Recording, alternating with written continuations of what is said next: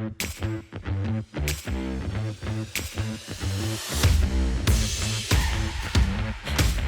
have one simple question for difficult times, and that is why can't there be more people like John Fetterman in Congress? Why can't we elect more people that are pragmatic, reasonable, have some kind of common sense in their brain? I mean, John Fetterman considers himself center left, but it doesn't matter if it's center left, center right. People that are willing to communicate with each other and talk about positive ways forward, something reasonable, policies that people can agree on. It's not that hard to see. It's not that hard to do, but for some reason, we have the extremes. We have President Trump, who's probably overstepping. I always said if President Trump oversteps, the response is going to be the total opposite. So you got Mondami, AOC, and the squad, right? Communists and socialism. And on the right, you have President Trump, who's kind of going in the direction of Christian nationalism, it seems. He doesn't care about optics. President Trump has no care in the world about how optics or how things look. And that's why, what's happening with ICE and what's happening in Minnesota is happening. He doesn't care about setting his family up to make more money. I think that drives a lot of people crazy. And there's obviously a whole bunch of other policies where people feel like he's overstepping.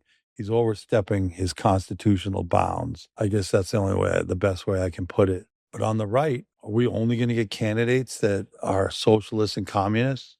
Are all the socialists and communists going to win the primaries in the next election? Do we have no John Fettermans who kind of sit in the center, kind of take pragmatic views of what's going on, try to come up with some common sense policies to move forward, common sense ideas? Are the common sense people out there?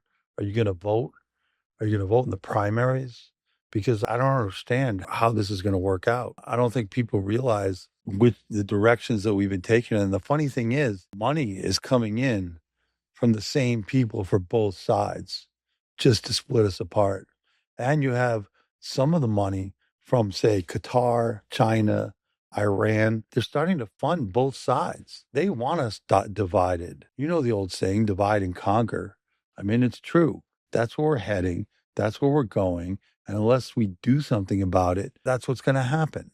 When we get to the election, we're going to be left with the choice of communism/socialism, Democratic Socialists of America, probably heading towards Sharia law, or Trump and his disciples heading to Christian nationalism, and also, a breakup of the Constitution, an authoritarian fascist government, whatever you want to call it. Which one do you prefer is going to be the choice. You're not going to have the opportunity to elect John Fetterman anymore. You're going to give up that option. It's going to be one way or the other. And I don't know which way is better or worse, to be honest with you. But how do we keep America the way, on a path where we keep our Constitution and we keep our freedoms and we keep our rights? That's up to you. You, the people, have to decide. Are you going to fall for what we see on the internet every day? Are you going to go to Twitter and be brainwashed by what's being said?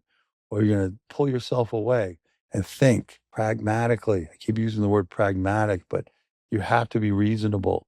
You have to understand that things have to be done in a way that is thoughtful and all sides can agree on. Can we do that? Do we have that possibility? I'm not sure. I'm not sure we do. People are so manipulated and so brainwashed. I'm not sure. Especially the younger kids watch the internet and think that, they see all these people that are advertising that they're rich. Everybody's rich. Everybody's not even just rich. Everybody's a billionaire. We all know that most people aren't billionaires. Most people aren't even rich. That's why everyone keeps talking about affordability, right? Why would we be talking about affordability if everyone was rich? We will see other people on the internet and they think everybody's rich. And so they think they should be rich too. Listen, I lived in New York City in the 80s. And New York City wasn't cheap. It was really expensive. I got out of college. I didn't come from money. So I had to work 3 jobs just to live in New York City, trying to work my way up.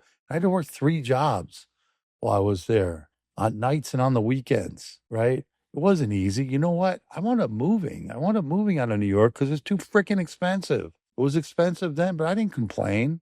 I said, you know what? I don't want to have to work 3 jobs to work my way up. So I didn't. I moved. It was way simpler. I moved to Los Angeles where I lived in a house with 5 guys. Well, 4 guys. I was the fifth. 5 guys. We paid $300 a month in rent. It was fun. I had a good time, right? We were all able to save money because we were living so cheap. We didn't complain. I don't know why the complaints are coming in so harsh, but young kids, I've seen it. They hate rich people. That's because that's what they're being shown. They think everybody's rich except for them. They see these lifestyles that only someone else has and they deserve. They don't think that they should work for it. They think it should be given to them is the problem. And I don't know where we're going. I don't know what we're doing. Do you? Please let me know what you think if we're going in the right direction. I'd like to figure out a way to get more John Fettermans into Congress. How do we do that? How do we recruit people that are more like John Fetterman?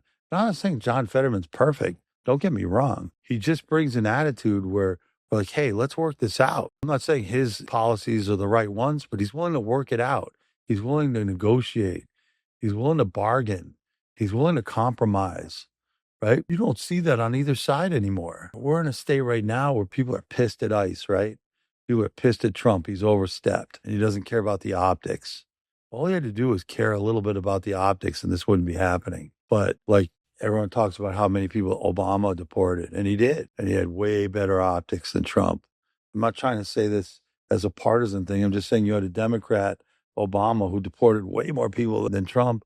But his optics were better. Trump, he doesn't care. He's open about it. He doesn't care about the optics. And people are starting not to like that because it's an opening for the people that want to divide this country to say, hey, look at what's happening. Look what he's doing. Look at this, and inflame the situation.